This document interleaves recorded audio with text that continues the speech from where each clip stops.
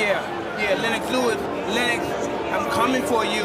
Mike, is it frustrating to train like you did and then have this in 7 or 8 seconds? For this fight. I only trained probably 2 weeks or 3 weeks for this fight. I had to bury my best friend, and I dedicated this fight. I wasn't going to fight. I dedicated this fight to him. I was going to rip his heart out. I'm the best ever. I'm the most brutal and vicious and most ruthless champion there's ever been. There's no one can stop me.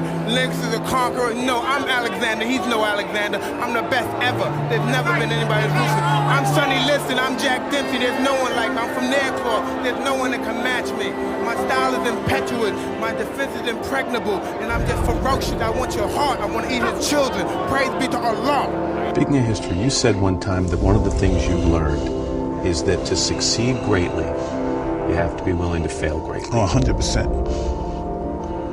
No one's failed more than I did. I deserved all the credit I received. Nobody's seen more than I see. None of these fighters, none of these athletes.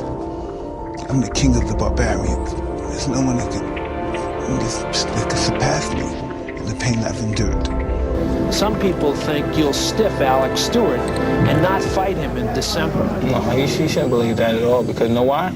Because after I've kicked Stewart ass and give him a slow beating, nearly death, I'm going to take whoever's the win after that, the Holyfield Douglas fight, and then regain my title, and hopefully I can fight Raider Ruddock or this other guy, George Foreman, before he die of, rigor mortis. My pedigree, if they're my fans, they know what I do.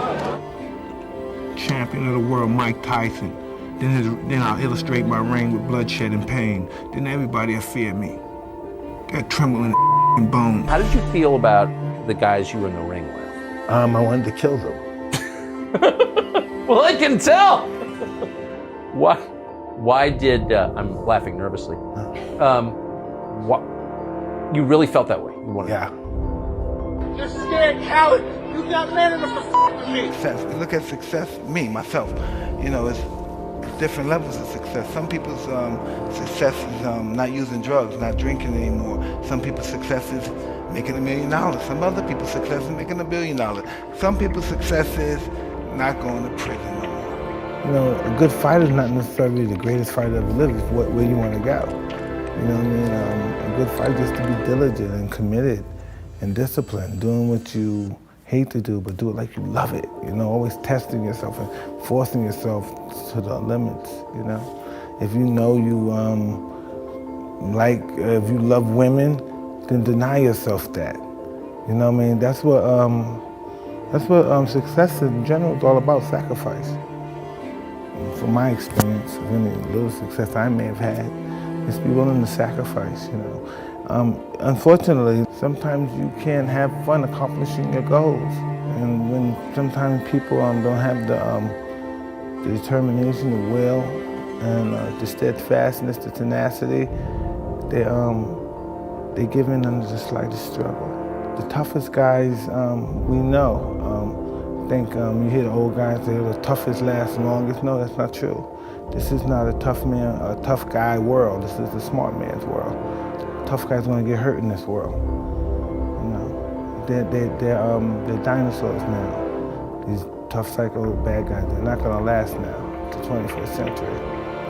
A reader in Aruba asks, what do you feel in your heart after knocking out an opponent? This job accomplished. This is something you practice over an 8-week period, and when you accomplish it, it's just like job accomplished. I trained for that knockout. So sometimes when I was a kid and I had my mentor custom model, so if I knocked the guy out, I would jump up in there and be excited, yeah, and he would be angry.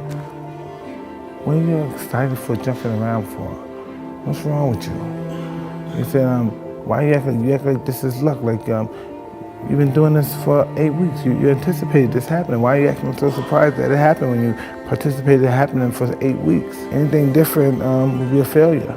Always be premeditated in your life. But what I realized in life, what I wanted to say to him is that I always thought the more I require was that I became a bigger man because I required so much and I had so much. But what I found out in life, as life goes on, life is about losing. As we get older, we lose our hair, we lose our teeth, we lose our mothers, our fathers, our sisters, and but it's the ones who overcome, they're lost in life, and can shun away adversity and always willing to fight it. Every particular moment in life are the ones that are able to transcend and be able to spread the word to other people who's in that same particular genre as they are. Do you think it's more important to be respected or feared?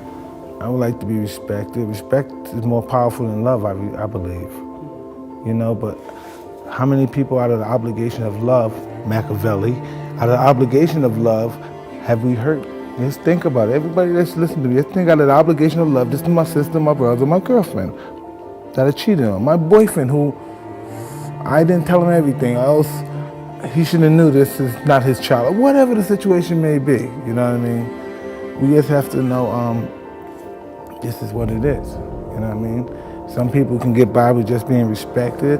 Some people get high off of being feared. As soon as I come into the ring, I'm gloved. No, stop it. That's not true. While I'm in the dressing room, 5 minutes before I come out, my gloves are laced up. I'm breaking my gloves down. I'm pushing the lever in the back of my glove. I'm breaking the middle of the glove so my knuckle could pierce through the leather. I feel my knuckle piercing against the tight leather gloves on the everlast boxing. When I come out, I have supreme confidence, but I'm scared to death. I'm totally afraid. I'm afraid of everything. I'm afraid of losing. I'm afraid of being humiliated. But I'm totally confident. The closer I get to the ring, the more confidence I get. The closer, more confidence I get. The closer, more confidence I get. All during my training, I've been afraid of this man. I thought this man might be capable of beating me. I've dreamed of him beating me. But I always stayed afraid of him. But the closer I get to the ring, I'm more confident. Once I'm in the ring, I'm a god. No one could beat me.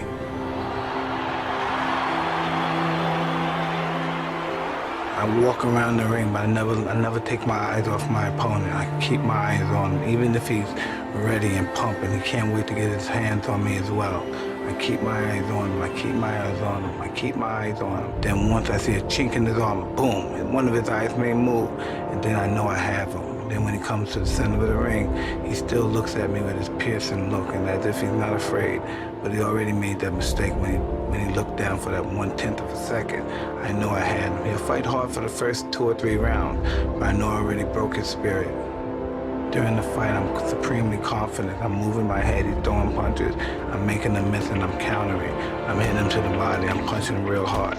And I'm punching, and when I'm punching him, I know he's not able to take my punches. 1, 2, 3 punches, I'm throwing him punches and bunches. He goes down, he's out. I'm victorious.